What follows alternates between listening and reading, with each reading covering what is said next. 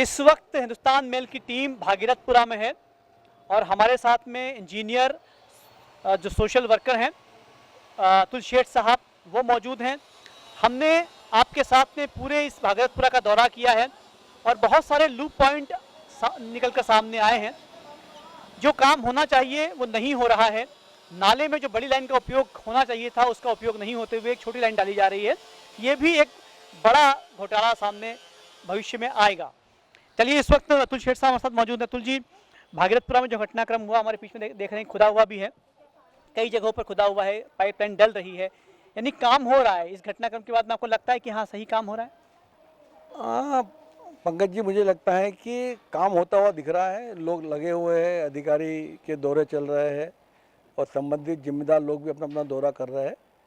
मूल बात मगर इसमें यह है कि जो काम हो रहा है वो कितना तकनीकी रूप से हो रहा है, कितना तात्कालिक रूप से हो रहा है और कितना स्थायी रूप से हो रहा है। तो निश्चित तौर से अभी क्योंकि तत्कालिक ज़रूरत है तो तत्कालिक काम हो रहे होंगे। हमारे सामने कोई नक्शा या कोई योजना नहीं है, हम अनुमान ही लगा सकते हैं, मगर अभी तो तत्काल काम करने की आवश्यकता है और तत्काल राहत देने की आवश्यकता है। तो इस पर पूरी मशीनरी लगी है और लगी होगी, ऐसा हम कह सकते हैं। अतुल जी, आपके साथ में अभी हमने भागीरथपुरा का दौरा किया और हमने देखा कि जो छोटी छोटी गलियां 4-4 फीट की वो भी सीमेंटेड बनाई गई हैं। नाले पर जब हम पहुंचे तो हमने देखा कि जो गंदा पानी है वो नाले के अंदर सीधे मिल रहा है, मतलब वहाँ भी ड्रेनेज लाइन प्रॉपर नहीं की गई है। आपको लगता है कि बहुत बड़ी तकनीकी खामी पहले भी थी, अभी भी है और भविष्य में भी रहेगी यहाँ पर? अभी हम जो लाइन देख के आए हैं इंदौर की मेन सरस्वती खान नदी के दोनों ओर ओडीए प्रोजेक्ट के अंतर्गत 1990 के आसपास इंग्लैंड की सहायता से 32 करोड़ की योजना बनी थी और दोनों तरफ 4-4, 5-5 फुट की लाइन डाली गई थी, जिसमें जो चैम्बर बनाए गए थे वो नाले का पानी उसमें न मिले या लाइन का पानी नाले में न जाए, प्रेशर से बेहतर है, उसके लिए 12-12 फुट 15-15 फुट ऊपर चैम्बर बनाए गए थे। और ये अहमदाबाद के कंसल्टेंट थे, उन्होंने इसकी डिज़ाइन बना के दी थी और इंदौर विकास प्राधिकरण के उससे ये काम हुआ था। मगर शहर का दुर्भाग्य रहा कि ये दोनों लाइनें अपने स्वरूप में पूर्णतः कभी चार्ज नहीं हो पाई। शासन बदलते रहे और लोग उस योजना को भूलते रहे और ये लोग जब भूलते गए, शासन भूलता गया, तो ये 32 करोड़ रुपया हम कह सकते हैं कि पानी में बह गया। लेकिन अतुल जी, अब 20 मौतों के बाद में अब तो जागना चाहिए, अब तो उसका उपयोग करना चाहिए, लेकिन हम देखा कि अब भी उसका उपयोग नहीं किया जा रहा है। तत्काल इसका उपयोग संभव नहीं है। तत्काल उपयोग संभव इसलिए भी नहीं है कि वो पूरी लाइन चार्ज नहीं है। लाइन को जगह जगह से अपन ने फोटोग्राफ में देखा भी, आपने फोटोग्राफ भी लिए, रील भी लिए, पाइपें टूटी हुई है, चैम्बर तोड़ दिए गए लोगों के द्वारा या किसी और योद्धा के अंतर्गत। तो ये लाइन का उपयोग अभी करना संभव नहीं है और लाइन में कितनी गाद होगी, कितनी सफाई, इसकी कभी सफाई तो हुई नहीं है। आज करीब करीब बने इसको 1990 से बात करो तो आज 34-35 साल हो गए। इस 34-35 साल में बरसात का पानी, बरसात की गाद, लोगों का प्लास्टिक कितना भरा होगा, ये मानना और समझना बहुत कल्पना के परे है।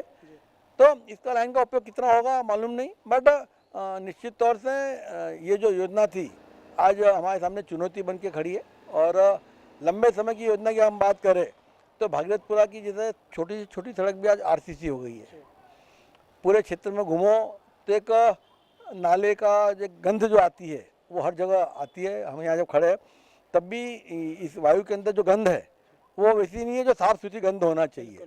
तो ये बताता है कि अंदर की जो ज़मीन है वो सड़ चुकी है और सूरज का और ज़मीन का कोई संबंध नहीं रहा, पूर्णतः निर्माण हो गया है। लोगों ने अपनी आवश्यकता के अनुसार और अधिकारियों ने यहाँ पे पक्का निर्माण करके आरसीसी रोड बना दी गई है।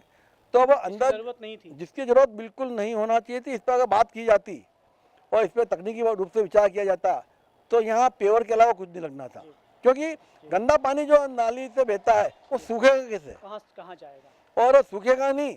और दूसरा सबसे बड़ी बात यह है कि बरसात जब होती है, जो एक प्राकृतिक सफाई की व्यवस्था प्रकृति ने दे रखी है कि जब बरसात आती है, बरसात में जब पानी आता है तो वो अपने साथ गंदगी को बहा के नदी के रास्ते समुद्र ले जाता है।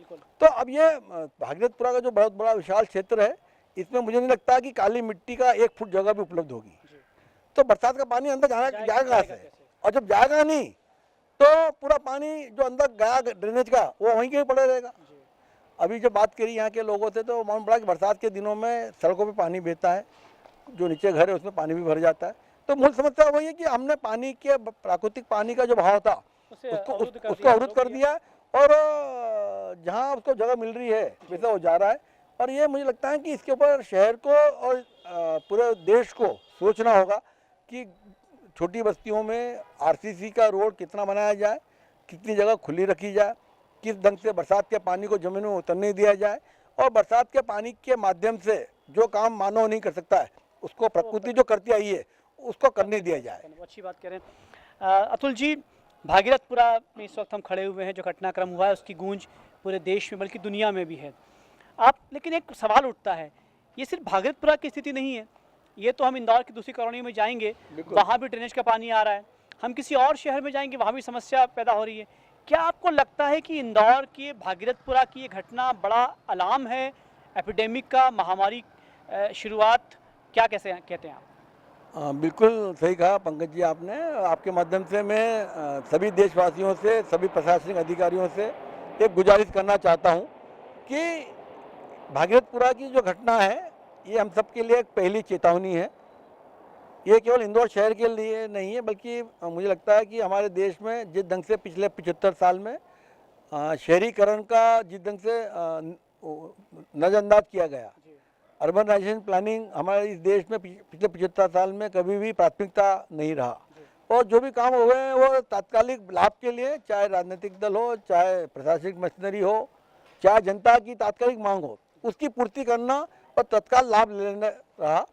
अगले 25-50 साल की या 100 साल की प्लानिंग से कोई काम किया हो पूरे देश में, ऐसा मुझे लगता नहीं है। और इसलिए खास करके ड्रेनेज का जो मामला है ये बहुत ही कठिन मामला है। हमने इतिहास में भी सुना हुआ है कि 10-10, 15-15 लाख के आबादी थी और कब गायब हो गई मालूम नहीं पड़ा। उस टाइम आईटी का युग नहीं था तो मालूम नहीं पड़ता था, पूरी बस्ती की बस्ती साफ हो जाती होगी हैजे में या किसी में। वैसी स्थिति इंदौर के अंदर भी बन सकती है आने वाले समय में, कि पूरा शहर हमको आज जो भागीरथपुरा में हुआ है वो पूरे शहर में कहीं भी देखने को मिल सकता है। इसके लिए लंबे समय की योजना की आवश्यकता है। बहुत बड़ी आप बात कर रहे हैं कि भविष्य में बड़ा घटनाक्रम, इससे भी कई गुना बड़ा घटनाक्रम इंदौर में हो सकता है, इस पर ध्यान दी जाने की आवश्यकता है अतुल जी। लेकिन इंदौर तो स्मार्ट सिटी है, स्मार्ट सिटी कहा जाता है, और करोड़ों अरबों रुपया पैसा यहाँ पर खर्च भी करने की बात की जा रही है। स्मार्ट सिटी कैसी स्मार्ट सिटी है?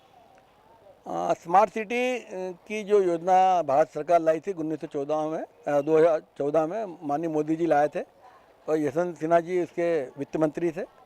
सब 100 शहरों के लिए 7,000 करोड़ रुपए की स्मार्ट सिटी की योजना पहले घोषित हुई थी। तब लोगों ने मजाक उड़ाया था कि 7,000 करोड़ 100 शहरों के लिए, यानी एक शहर के लिए 70 करोड़ रुपए, उससे क्या होगा? इससे तो बोले रोड भी नहीं बनेगी। मगर यहीं से अधिकारियों ने, हम कह सकते हैं कि जो भी कार्यपालिका है उसने इसका दुरुपयोग किया ना समझी की वजह से, और स्मार्ट शहर को ना समझते हुए सुंदर शहर और व्यवस्थित शहर बनाने में लग गए। जबकि स्मार्टनेस का मतलब आदमी की जो एबिलिटी होती है, कार्य करने की क्षमता होती है। हम भी बोलते हैं हमारे घर में कि ये बच्चा स्मार्ट है, ये बच्चा डब्बू है, या हमारा काम का कर्मचारी है, स्मार्ट कर्मचारी है, ये डब्बू कर्मचारी है। ये क्या होता है? स्मार्ट बच्चा क्या होता है? स्मार्ट बच्चा वो है जो माँ के इशारों को समझ जाए।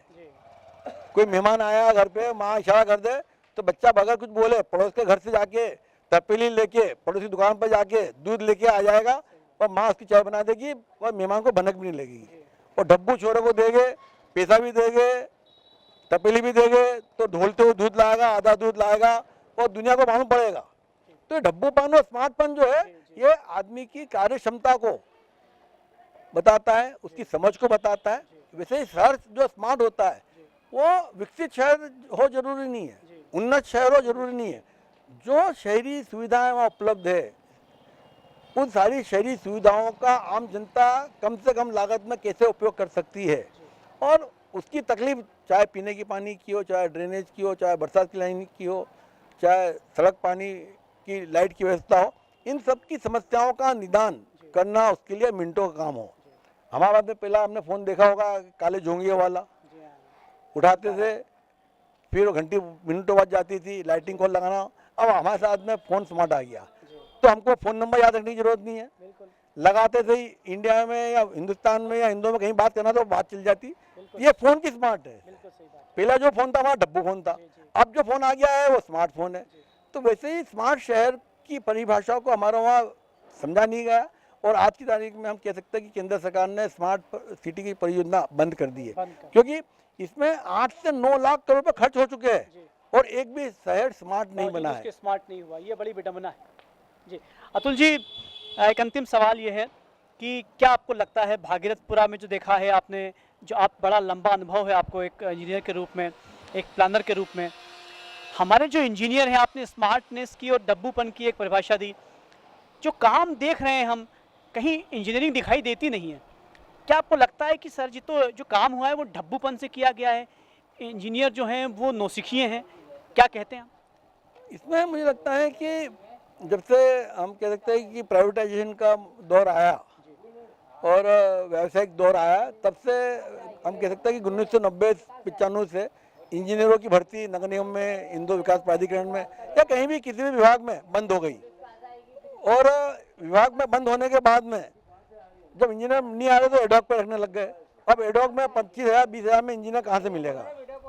तो वो इंजीनियर लोग वही मिल पा रहे हैं जिसको कहीं नौकरी नहीं मिलती है या जो किसी काबिल नहीं है, जो किसी परीक्षा को पास नहीं कर सकता है।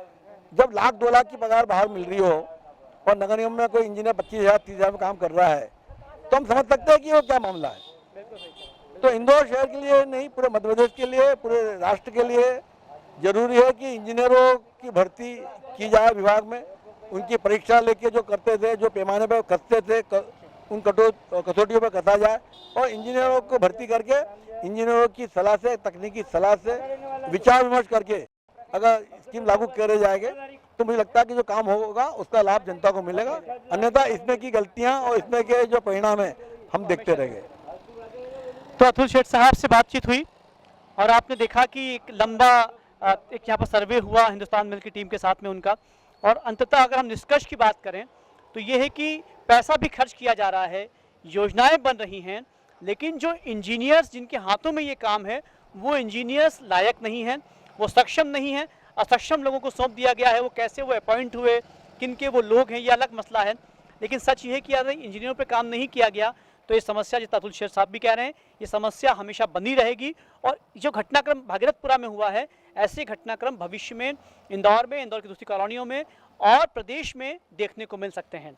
आप देखते रहिए हिंदुस्तान मेल।